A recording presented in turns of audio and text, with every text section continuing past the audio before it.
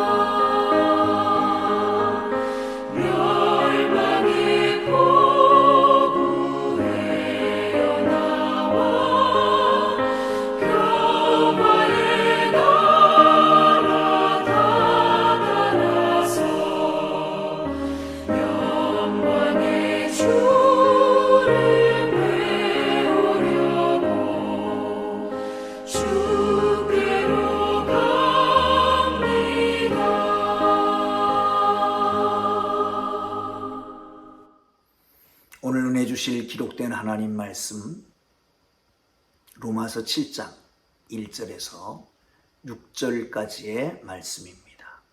로마서 7장 1절에서 6절까지의 말씀입니다.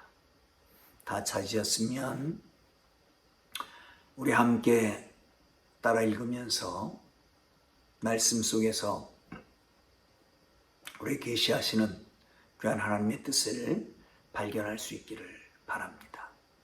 함께 읽습니다. 형제들아, 내가 법 아는 자들에게 말하노니 너희는 그 법이 사람이 살 동안만 그를 주관하는 줄을 알지 못하느냐.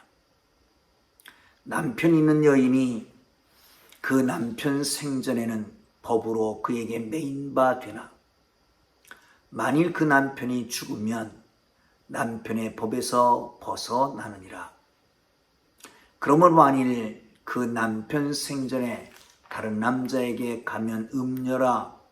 그러나 만일 남편이 죽으면 그 법에서 자유롭게 되나니 다른 남자에게 갈지라도 음녀가 되지 아니하느니라. 그러므로 내 형제들아, 너희도 그리스도의 몸으로 말미암아 율법에 대하여 죽임을 당하였으니 이는 다른 이 곧 죽은 자 가운데서 살아나신 이에게 가서 우리가 하나님을 위하여 열매를 맺게 하려 함이라. 우리가 육신에 있을 때에는 율법으로 말미암은 죄의 정욕이 우리 지체 중에 역사하여 우리로 사망을 위하여 열매를 맺게 하였더니 이제 우리가 얽매였던 것에 대하여 죽었으므로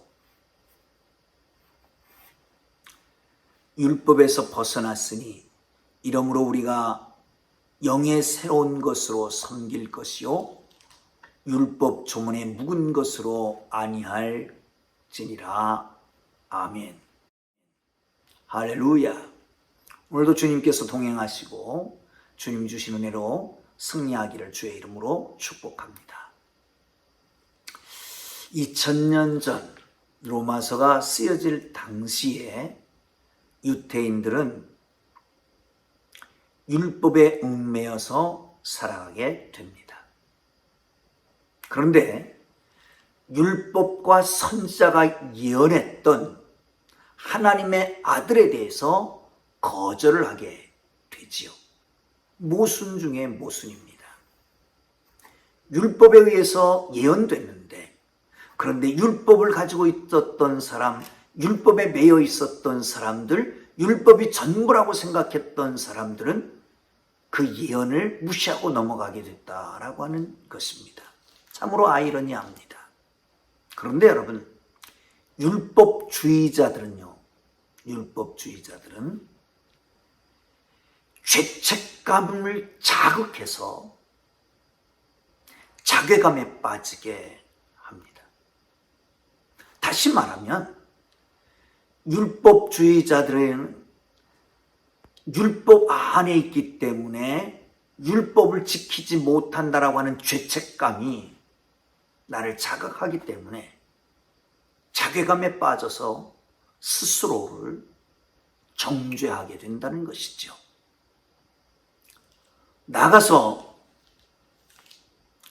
자기 의의를 자각하게 되면 다른 사람들을 정죄하고 판단하는 길에 나아갑니다.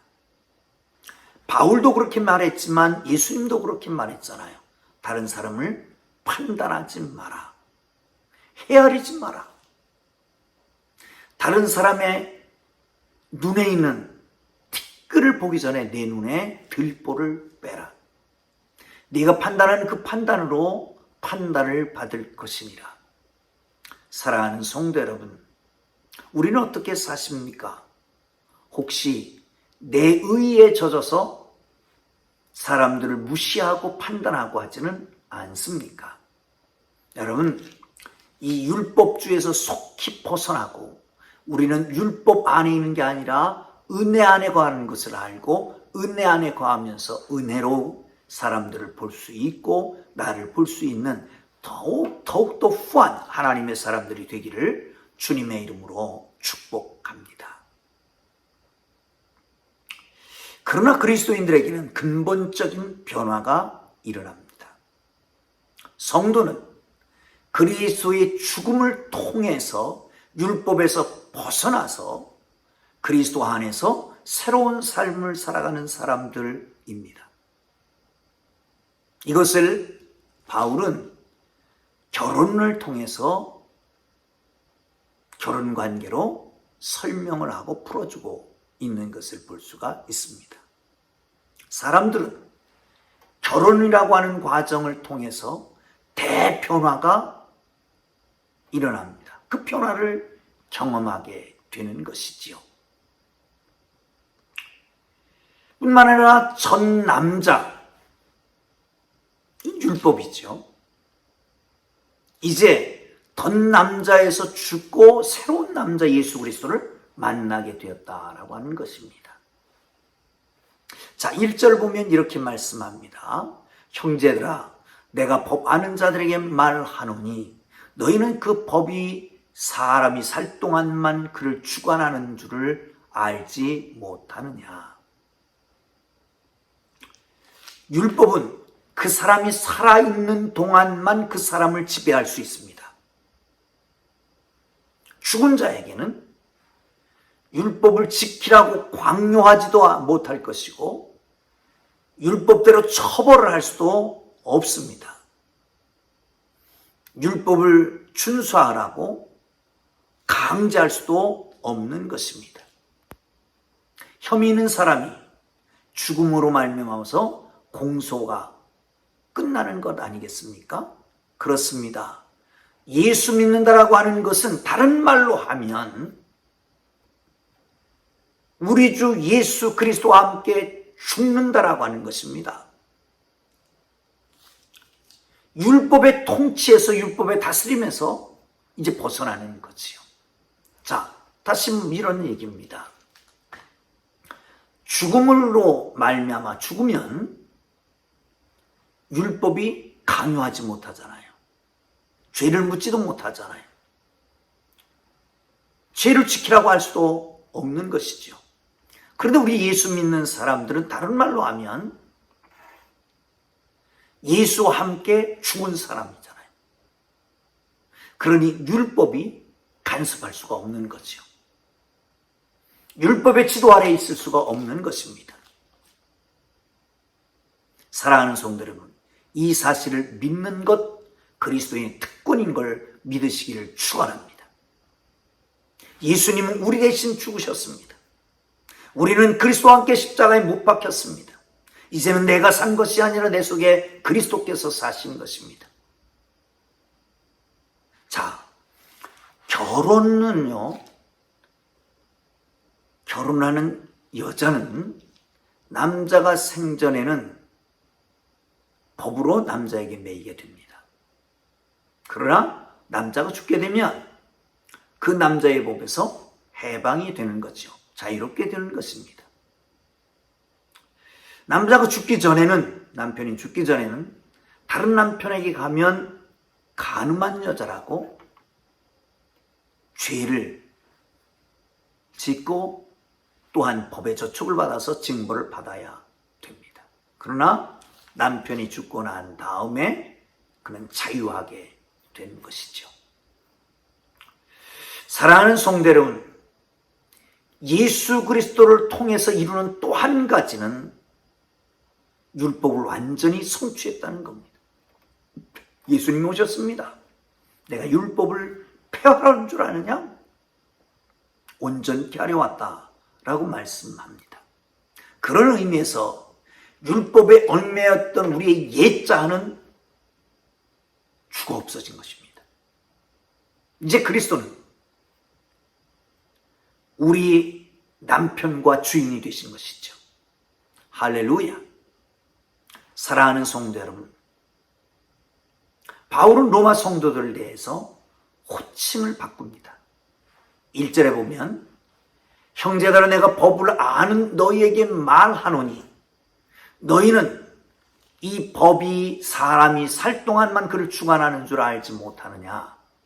4절로 넘어가면 그러므로 내 형제들아, 너희도 그리스도의 몸으로 말미암아 율법에 대하여 죽임을 당하였으니 이는 다른 이 곧 죽은 자 가운데서 살아나신 이에게 가서 우리가 하나님을 위하여 열매를 맺게 하려 함이라. 여러분, 율법을 아는 자에서 내 형제라고 하는 호칭이 바뀌어지게 됩니다. 이름을 바꾼다, 호칭을 바꾼다라고 하는 것은 관계를 의미하기도 합니다. 율법을 아는 자에서 형제로 바꿨다라고 하는 것은 아주 중요한 의미가 있습니다. 그리스도 안에서 우리에게 일어난 변화를 의미합니다. 전에는 그저 율법을 아는 사람이었습니다. 이제는 형제가 되었습니다. 사랑하는 성도 여러분, 그리스도로 말미암아 형제 자매 되었다라고 하는 것은 엄청난 큰 축복인 거 여러분 아시잖아요. 여러분, 예수님께서 계실 때에 제자들이 왔습니다. 예수님, 밖에 형제들이 와 있습니다. 어머니도 와 있습니다. 누가 내 형제고 내 어머니냐? 여기 있는 이 사람들을 봐라. 이들이 바로 나의 형제 자매요 부모니라. 주의 뜻을 행하는 사람, 하나님의 뜻을 행하는 사람을 형제라고 말합니다. 다른 측면에서는 한 피바다 한 몸 이룬 형제요 자매들이요, 예수 그리스도의 피로 구속받은 사람들, 예수님의 부활로 말미암아 의로워진 사람들, 새롭게 태어난 사람들, 이를 형제라고 말합니다. 저는 6남매 중에 5번째로 태어났습니다. 제가 다 태어나고 나니까 이미 형님 2분, 누님 2분이 계셨습니다. 조금 있더니 우리 동생이 또 태어났습니다. 이를 형제 그리고 자매라고 말합니다. 사랑하는 성도 여러분, 우리가 거듭났습니다. 우리의 옛사람은 죽고 새 사람을 입어 하나님의 거룩한 자녀가 됩니다. 중생하는 것이요, 거듭나는 것입니다. 그 순간 우리에게는 형제 자매들이 있습니다. 이미 예수를 믿은 사람들, 이미 구원받은 사람들, 그들이 형제고 자매입니다. 조금 있다가 다시 구원받게 될 사람들, 이 사람들도 형제 자매라고 말하는 것입니다. 사랑하는 성도 여러분, 그렇게 친한 것이 형제 자매인데 정말 우리 주님 안에서 형제의 사랑을 누리고 살 수 있는 축복권이 있기를 주님의 이름으로 축원합니다. 그런데 여러분, 4절에 보면 그러므로 내 형제들아, 너희도 그리스도의 몸으로 말미암아 율법에 대하여 죽음을 당하였으니 이는 다른 이 곧 죽은 자 가운데서 살아나신 이에게 가서 우리가 하나님을 위하여 열매를 맺게 하려 함이로다. 열매 맺게 하려 합니다 라고 말씀하고 있습니다. 사랑하는 성도 여러분, 전에는 우리가 육신의 열매를 따라 살아갔습니다. 육신의 열매는 더럽고 추하고 악한 것들입니다. 이제 하나님을 위한 열매를 맺으라는 것입니다. 어떤 열매가 있을까요? 내가 너희를 선택한 것은, 너희가 나를 택한 것이 아니고 내가 너희를 선택한 것은 너희로 하여금 열매를 맺게 하여, 이러기 위해서 하나님이 우리를 선택했다라고 우리 주님도 말씀하십니다. 바울은 말합니다. 성령의 열매들 말이죠. 사랑과 희락과 오래 참음과 자비와 양성과 충성과 온유와 절제 같은 열매요. 인격입니다. 예수님의 성품입니다. 예수 그리스도의 피로 거듭나고 십자가에 우리 몸을 예수님과 함께 죽이고 주님과 함께 다시 산다라면 우리의 옛 성품이 사라지고 주님의 성품을 이어받아야 될 것 아닙니까? 그게 바로 거듭나는 거 아니겠습니까? 사랑하는 성도 여러분, 이런 아름다운 열매들이 맺혀지기를 주의 이름으로 축원합니다. 나아가서 또한 전도의 열매도 맺고요. 빛과 소금의 사명도 다하고요.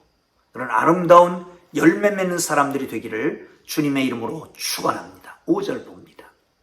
우리가 육신에 있을 때에는 율법으로 말미암아 우리의 정욕이 우리 지체 중에 역사하여 우리로 사망을 위한 열매를 맺게 하였더니, 하와가 금단의 열매를 보는 그 순간 먹음직도 하고 보암직도 하고 지혜롭게 할 만큼 탐스럽기도 하여 그것을 따먹고 함께하는 남편에게도 주었던 것 기억하잖아요. 육신의 눈으로, 정욕의 눈으로 보면 우리가 모든 것이 다 그렇게 흘러가게 될 것입니다. 그러나 우리는 이제 얼매였던 것에 쌓여 죽어버리고 새로운 것을 향해서 하나님의 영광을 위해서 살아야 됩니다. 열매 맺혀야 됩니다. 이 아름다운 열매들을 맺힌 하나님의 사람들 되기를 주님의 이름으로 축복합니다. 어느 날 병아리와 닭이 대화를 했답니다. 아빠, 우리 머리에는 왜 벼슬이 있어? 그거 다른 동물들에게 위험을 나타내기 위함이지. 우리 부리는 왜 이렇게 뾰족하고 날카로워? 적이 나타나면 사정없이 쪼아서 이기게 하기 위함이지. 그러면 우리의 목소리는 왜 이렇게 클까? 기선제압을 위한 것이지. 가만히 듣고 있던 병아리가 한참 있다가 엄마한테 물었습니다. 그런데 엄마, 왜 우리는 닭장 속에만 있는 것이야? 사랑하는 성도 여러분, 누가 만들어낸 우화겠지요. 우리 그리스도인은 어떻습니까? 닭장 속에 갇혀있는 닭같이 교회라고 하는 울타리에만 갇혀서 여기서만 복작복작하면서 봉사한다, 섬긴다, 나눈다, 가르친다, 사역한다, 이렇게 살아가고 있는 닭상 속의 닭 같지는 않는가 말이죠. 여러분, 열매 맺힐 때가 되었습니다. 아름다운 열매, 인격의 열매를 맺히고 삶의 열매가 맺어져서 주위에 있는 사람들뿐만 아니라 이 땅에 하나님의 영광을 위한 아름다운 열매들이 많이 맺추는 하나님의 사람들 되기를 주님의 이름으로 축복합니다. 기도하겠습니다. 하나님 아버지, 저희를 부르셔서 예수 그리스도의 십자가와 함께 죽고 부활과 함께 거듭 새로워져서 이제 모든 율법의 묵은 조항에서 벗어나고 하나님의 거룩한 백성으로 새롭게 살아가는 하나님의 영광의 도구가 되고 하나님의 거룩한 열매를 맺는 하나님의 사람들 되도록 축복해 주시기를 원합니다. 주님, 오늘도 삶의 현장 속에서 하나님을 위하여, 주의 많은 사람들을 위하여, 주께서 우리에게 붙여주신 사람들을 위해서 아름답고 아름다운 열매를 맺히는 하루가 되도록 축복하여 주옵소서. 예수님 귀하신 이름으로 기도합니다. 아멘.